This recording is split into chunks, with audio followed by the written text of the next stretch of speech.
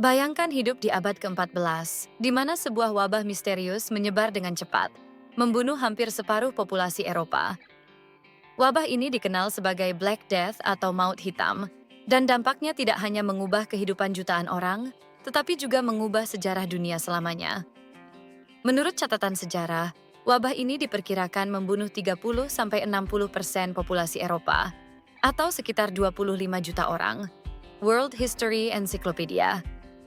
Di video ini, kita akan membahas fakta-fakta mengejutkan tentang wabah ini, bagaimana wabah ini menyebar, dan bagaimana wabah ini mengubah Eropa secara drastis. Yuk, simak sampai habis. Black Death adalah pandemi paling mematikan dalam sejarah manusia. Wabah ini disebabkan oleh bakteri Yersinia pestis, yang dibawa oleh kutu yang hidup pada tikus. Wabah ini pertama kali muncul di Asia Tengah sekitar tahun 1330-an, dan kemudian menyebar ke Eropa melalui jalur perdagangan, terutama melalui kapal-kapal dagang dari Genoa yang berlabuh di Italia tahun 1347.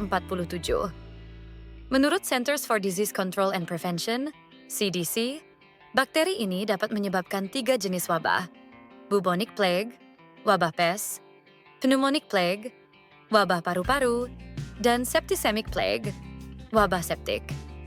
Wabah ini menyebar dengan cepat karena beberapa faktor.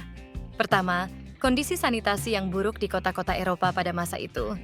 Kedua, perdagangan antar negara yang intensif memungkinkan bakteri dan kutu penyebab wabah berpindah dari satu wilayah ke wilayah lain.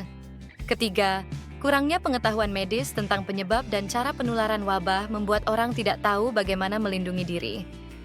Kapal-kapal dagang dari Genoa yang terinfeksi membawa wabah ke pelabuhan Messina di Sisilia pada tahun 1347, dan dari sana menyebar ke seluruh Eropa. Giovanni Boccaccio, seorang penulis Italia, menggambarkan dalam bukunya The Decameron bagaimana wabah ini menghancurkan Florence, dengan orang-orang meninggal begitu cepat sehingga mayat-mayat menumpuk di jalanan. Black Death tidak hanya membunuh jutaan orang, tetapi juga mengubah struktur sosial dan ekonomi Eropa. Banyak desa dan kota kehilangan populasi mereka, sehingga lahan pertanian terbengkalai. Hal ini menyebabkan kelangkaan tenaga kerja, yang pada akhirnya meningkatkan upah buruh dan mengubah sistem feodal.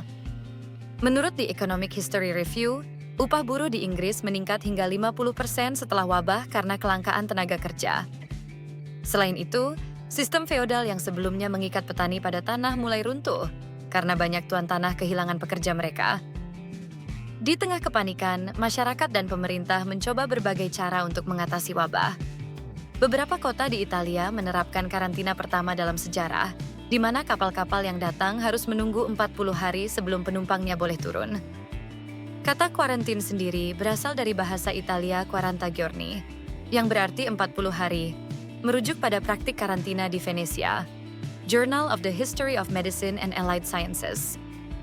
Sayangnya, banyak juga yang percaya bahwa wabah ini adalah hukuman dari Tuhan, sehingga terjadi penindasan terhadap kelompok minoritas. Wabah ini meninggalkan warisan yang mendalam bagi Eropa.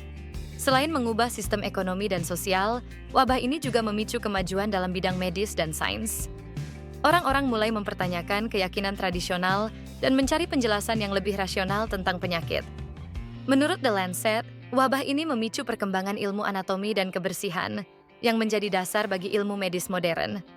Selain itu, wabah ini juga menginspirasi karya sastra dan seni, seperti The Decameron oleh Boccaccio, yang menggambarkan kehidupan selama wabah.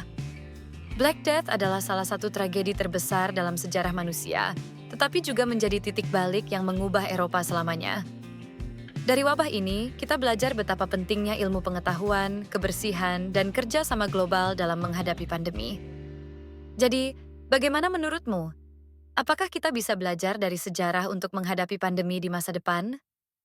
Jangan lupa tulis pendapatmu di kolom komentar, dan jangan lupa like, share, dan subscribe untuk konten sejarah menarik lainnya. Sampai jumpa di video berikutnya.